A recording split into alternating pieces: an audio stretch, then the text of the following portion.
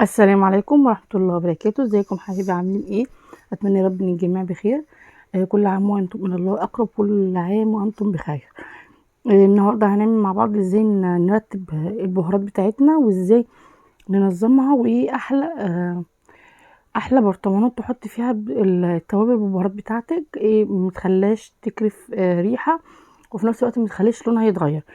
هنتعلم مع بعض ازاي نعمل خلطة البشاميل الجاهزة في البيت، وهنتعلم مع بعض شويه تكات وشويه حركات ان شاء الله تفيدك خلال الايام دي وانت بتنظفي بيتك في العيد الكبير. اول حاجه، انت شفتوا معايا دلوقتي في البدايه الكتل، فيه املاح وترسبات، المكان الغلي بتاع الميه معايا. فانا بعمل ايه؟ انا خدت الكتل، حطيت فيه ميه، وحطيت فيه حوالي معلقتين 3 خل، ومعلقه كبيره ملح ليمون، وخليته يغلي. فانا كده نضفت الكتل، وفي نفس الوقت انا محتاجه الميه دي هشتغل بيها. جبت بقى ايه؟ جبت معايا كده ايه، طبق كبير، بولة كبيرة، اي حاجة عندك بقى كبيرة. فانا عندي بقى البرطمانات ديت من قبل المقاطعة، انا مش جايباها الايام دي خالص، دي من زمان جدا جدا، عندي بقى لها كام سنة.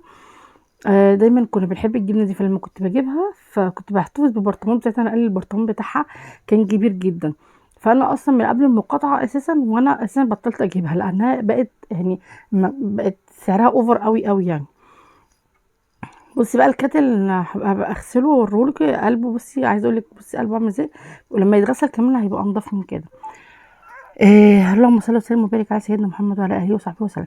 طيب انا دلوقتي البرطمانات ديت قلت انا عايزه استخدمها، فحطيت عليها ميه سخنه جامده بتغلي، عشان بصي شايفه الورقه اللي عليها بتتشال بكل سهوله. فكده البرطمان اصبح عندي بقى ايه كده، يعني خلي من المعلومات اللي عليه، مبقاش ايه معروف يعني البرطمان بتاعي إيه. مع ان الغطا بتاعه يعني ايه، هو عيبه ان الغطا بتاعه ايه، صاج. آه واللهم صل وسلم وبارك على سيدنا محمد. كمان ممكن يصادف، فده العيب الوحيد. فنفسي الواحد يبدل الغطيان دي بغطيان تانية بصراحة.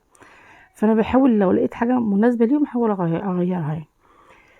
انا كده شلت الورق اللي عليها بكل سهولة.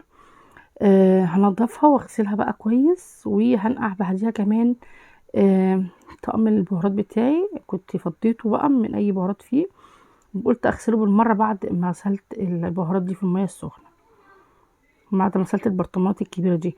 البرطمان ده تقريبا بياخد يعني اكتر من ربع كيلو دقيق، ولو انت عندك حاجة زي شعرية او لسان عصفور او حاجات من دي ممكن ياخد معاكي نص كيلو كمان. آه هغسل بقى كله كده. بصي اي برطمان عندي عايزه اغير ملامحه خالص انقعه واشيل الورق اللي عليه. دي كانت برضو علبه كنت بجيب فيها لبن بودر، كانت بتيجي على بعضيها كده من فتح الله، كانت بيبقى فيها لبن بودر كده على بعضيها، كانت حوالي ايه كيلو الا ربع، فانا هغسلها برضو عشان محتاجاها. بصي بقى انا بقى ايه انا بعشق البرطمانات الازاز، عندي عشق كده. اي حاجه ازاز انا بحبها بصراحه. دايما بحس ان الازاز انضف واحلى واجمل وحتى بيبقى نضيف، يعني ما فيهوش اللهم صل وسلم وبارك على سيدنا محمد. يعني ما بقاش، يعني انت لو حطيتي فيه اي حاجه مهما كانت ريحتها نفاذه، لما تغسليه ريحته بتروح تماما. بصراحه انا بحبه عشان كده. فاحسن حاجه انا بحبها دايما الازاز. دايما احب مشترياتي لو انا هشتري اي حاجه في منها بلاستيك وازاز وبورسلين وحاجات من دي، فهو الانضف الازاز. يعني طقم البهارات بتاعي انا جايباه، مع انه يعني هقول لك ايه رخيص جدا، يعني تقريبا يمكن ارخص نوع في السوق، بس ازاز. فانا حبيه عشان هو ازاز.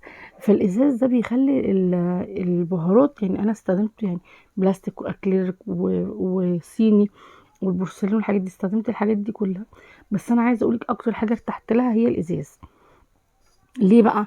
آه من الحاجات اللي انا حبيتها ليه، ان لما تيجي تحطي فيه بهارات، يعني مثلا انت حاطه فيه كمون او فلفل، البرطمان بياخدش ريحه البهارات. بصي اللي قطعها ده السيليكون، ده الغطا بتاعها سيليكون، وهي بصي البرطمان لونه اصفر ازاي.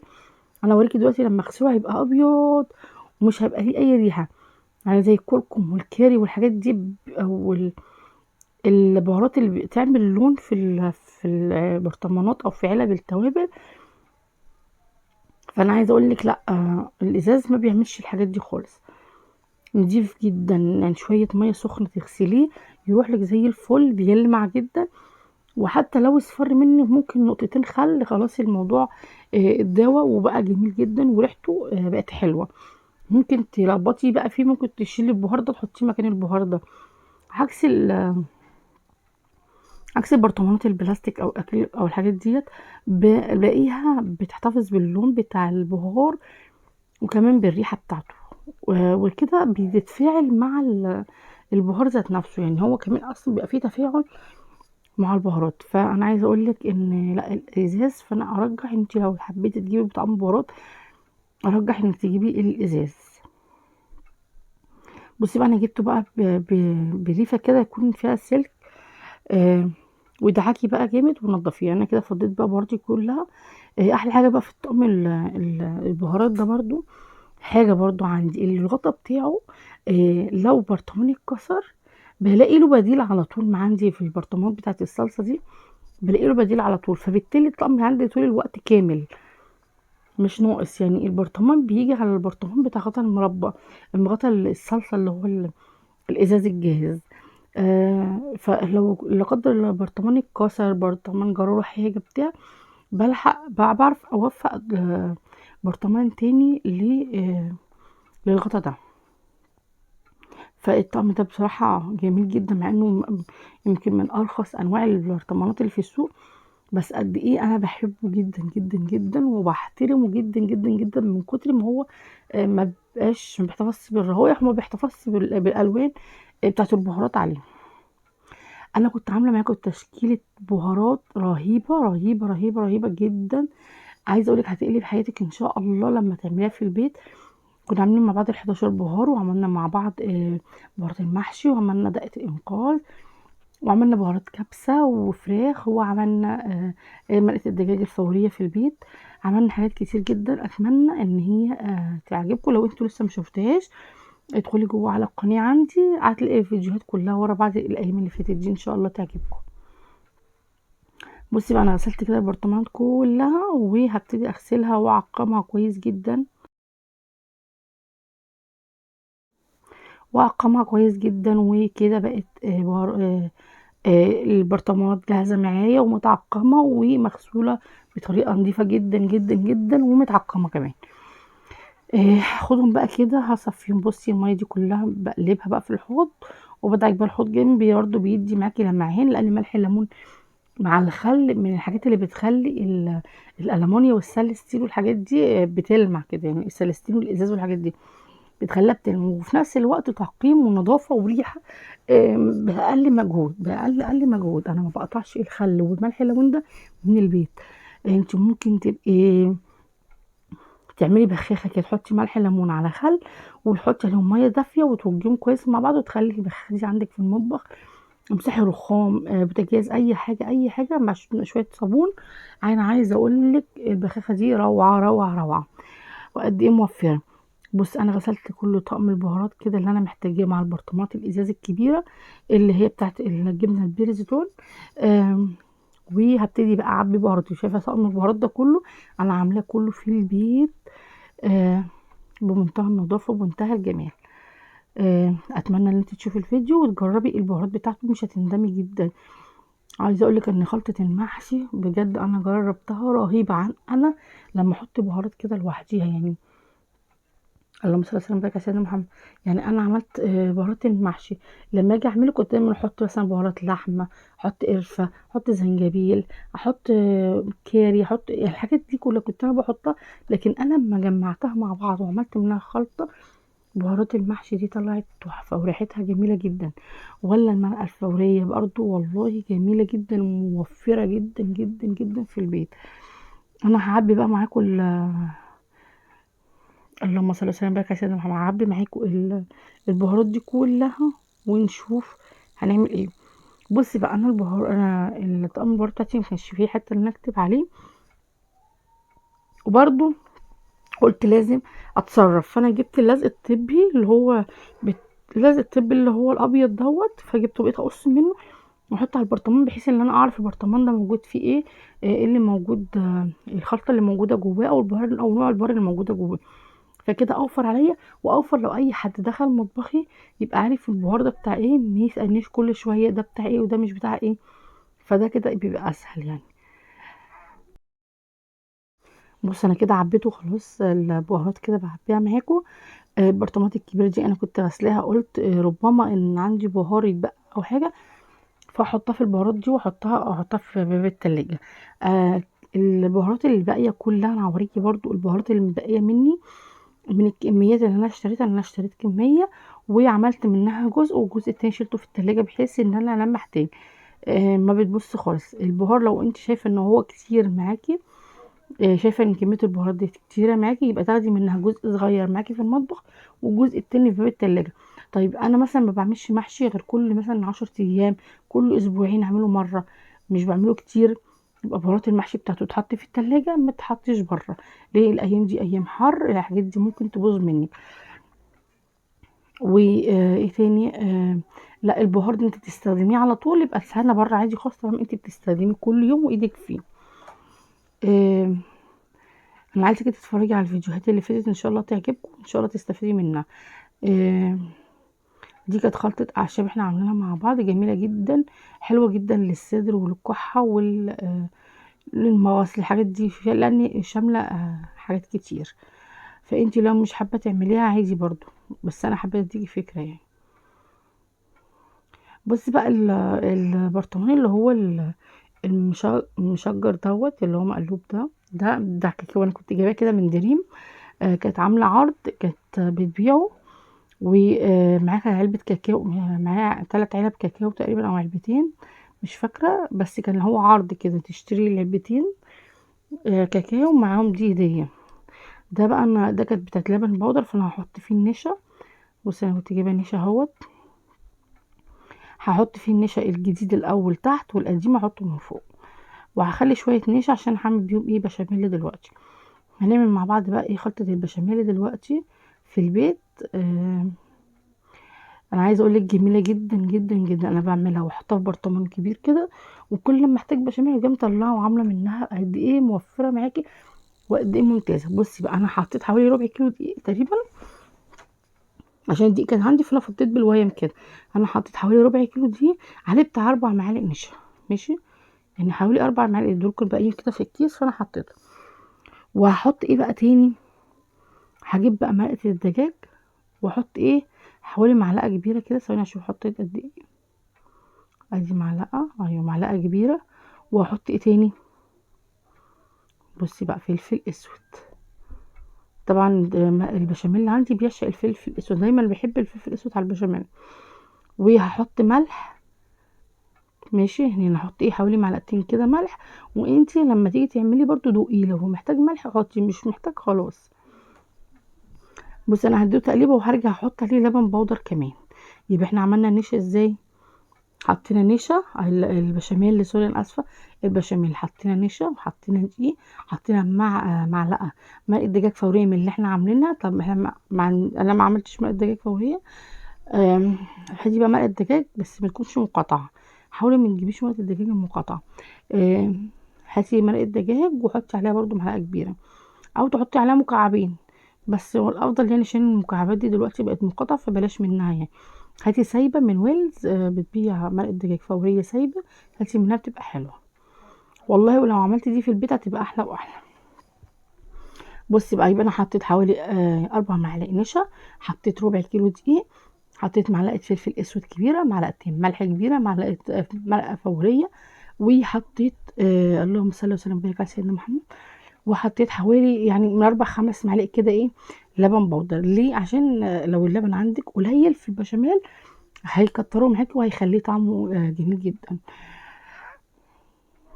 احنا بقى لما بنيجي نعمله، طب الخلطه دي انا هعملها ازاي؟ بصي بقى، تجيبي مثلا ايه كيلو لبن، هتحطي عليه ايه 3 معالق او 4 معالق بشاميل جاهز من دوت بس، على لتر لبن. طب مش عايزه احط الكيلو لبن كله، حطي نص لبن، كده كده احنا حاطين لبن بودر، حطي نص كيلو لبن، حطي نص والباقي شوربه، يعني لو تحطي مثلا كوبايتين كبار لبن حطي زيهم شوربه. و واديله برده تقليبه مع 3 4 معالق يعني حطي 3 معالق، لو انت حاسه ان المعيار هيبقى خفيف ممكن تحطي 4. على البارد كده ماشي. وبعد ما البشاميل يتقل معاكي وتاخد القوام اللي انت عايزاه، تنزلي بمكعب زبده عليه، بجد هينقله لناحيه تانية خالص. اقول الطريقه كمان مره ولا اكون بتقل عليكي؟ بصي، هنجيب الاول نص كيلو لبن، هنحط فيه حوالي من 3 ل 4 معالق بشاميل. لو انت عايزاه تقيل حطي 4 معالق، لو انت عايزاه خفيف حطي 3 معالق. هحط اللهم صل وسلم وبارك على سيدنا محمد. هحط نص كيلو اللبن وهقلبه على البارد، هقلبه على البارد مع البشاميل اللي احنا عاملينه جاهز. هقلب الاتنين على البارد، وبعد ما اقلبه احط عليه بقى كوبايتين شوربه كبار. مفيش شوربه، حطي كوبايتين ميه من الحنفيه عادي خالص. واديله تقليبه كويسه جدا جدا جدا، ارجعي حطيه على النار. بعد ما تحطيه على النار ياخد معاكي القوام اللي انت عايزاه، انزلي عليه بمعلقه زبده. هيبقى جميل جدا، وقديه هيبقى صحي عشان ما فيهوش سمنه كتير وزبده كتير. حبيت اعمل برضو، بصي ده انا وريتك بقيه البهارات اللي باقيه معايا من اللي انا اشتريتها. بصي بقى، انا عملت البرطمان ده برضو بحب اخليه في تلاجتي للمعجنات. ده حبه البركه على سمسم، حطيت الاتنين على بعض وقلبتهم وفي باب التلاجة وحطاه. منين ما اعمل اي معجنات، اعمل فلافل، اعمل حاجات من دي، ابتدي اعمل اطلعه، بيبقى جاهز عندي. بصي كده خلاص بقى جاهز معايا. بهاراتك طول ما هي منظمه في مطبخك، فانت حياتك منظمه. طول ما انت عارفه ترصي مواعينك في مطبخك، تعرفي ان انت عارفه ان حياتك منظمه. طول ما انت بهاراتك نظيفه وحاجتك نظيفه في مطبخك، تعرفي ان انت منظمه. عودي نفسك، البهار لما بيخلص يبقى لازم نغسله. عشان قبل ما احط فيه يبقى انا لازم اغسله قبل ما احط فيه بهار تاني، البرطمان بتاع البهار. تمام. آه ده بقى لبن بودر، انا كنت برضو جايبه لبن بودر، فحبيت افضيه في علبه محكمه الغلق، وتكون ايه بلاستيك، بحيث ان هو ما يقعش يتكسر مني. لان دايما بحطه في التلاجة، والاولاد هم اللي بيستخدموا اكتر، اوقات هم بيستخدموه، فانا بخاف ان هو يقع من ايديهم. اللهم صل وسلم وبارك على سيدنا محمد. النظام حلو جدا جدا جدا جدا. آه اتمنى ان الفيديو يكون انت مستفاده منه. ان ازاي ت- تنظمي توابلك، ونوع البرطمانات المعينه اللي تختارها للبهارات. زي ما قلت لك، الازاز ده افضل نوع، افضل نوع بجد. ومنقه الدجاج الفوريه لما تعمليها في البيت موفره جدا جدا جدا. وغير كده انت كده مش عامله حاجه مقاطعه يعني، الحمد لله. من ساعه ما المقاطعه بدات بطلت اشتري اي حاجه مقاطعه، ولله الحمد. نصرة لاهل غزه باذن الله، يهون عليهم وينصرهم، اللهم امين يا رب العالمين. بصي بقى، دي كانت القرفة والزنجبيل، انا بحبهم جدا وبستخدمهم في حاجات كتير جدا. فانا خليتهم، قلت ايه لا، بدل ما اخليهم في اكياس، لا افضيهم برضو واستخدمهم برضو، يعني بحب استخدمهم كتير. بصي دي بهاراتي كده معايا، ودي الحاجات اللي باقيه معايا. آه، الحاجات دي يعني انا مثلا اشتريت ب 250 جنيه بهارات. انا عايزه اقولك يعني الفيديو ده قديم جدا، انا مصوره من قبل رمضان. عايزه اقولك كفت معايا رمضان وكفت معايا شوال وادي نفس القاعده. اللهم بارك. البرطمانات دي كلها يعني لسه بتبتدي تخلص الايام دي معايا، بجد والله حرفيا البرطمانات دي لسه بتبتدي تخلص معايا دلوقتي. هضطر ان انا هعمل تاني ان شاء الله. بس انا حابه اقولك ان بصي ان انا عندي بهارات انها تكفيني ان انا اعمل تاني. يعني انا كده حوالي بقالي 3 شهور اهوت بستخدمها، واللي عندي كمان يكفيني كمان يجي 3 4 شهور كمان. كده النور كان قطع عندي فمعلش. دوت بقى ايه، ده سماق، بحبه كده مع البصل، ولما بيكون لوحده كده بيبقى جميل جدا ما تعمليه مع البصل. دي بس بقيه البهارات، انا بقى الفها بقى كويس في الكيسه بتاعتها كده، والكيسه اللي بحس انها ايه ما هتتفتح مني، راح جايه لازقها بحته لزق. اتمنى ان الفيديو يكون عجبكم، واتمنى ان انتوا تكونوا استفدتي منه، يا رب يا رب تكونوا استفدتي منه. واتمنى ما تنسيش بالسبسكرايب والشير واللايك. لو الفيديو فعلا الفيديو فعلا فيه منفعة ليكي، او انت استفدتي منه باي حاجة ان شاء الله تكون بسيطة. احنا عملنا مع بعض البشاميل، وعملنا مع بعض مرقة الدجاج الفورية، انا عملتها في فيديو اللي فات، وكمان عملتها في فيديو منفصل لوحديها. اتمنى ان الفيديوهات دي كلها تعجبكم، واتمنى تكونوا استفدتي منه. دمتم في رعاية الله وحفظه، والسلام عليكم ورحمة الله وبركاته.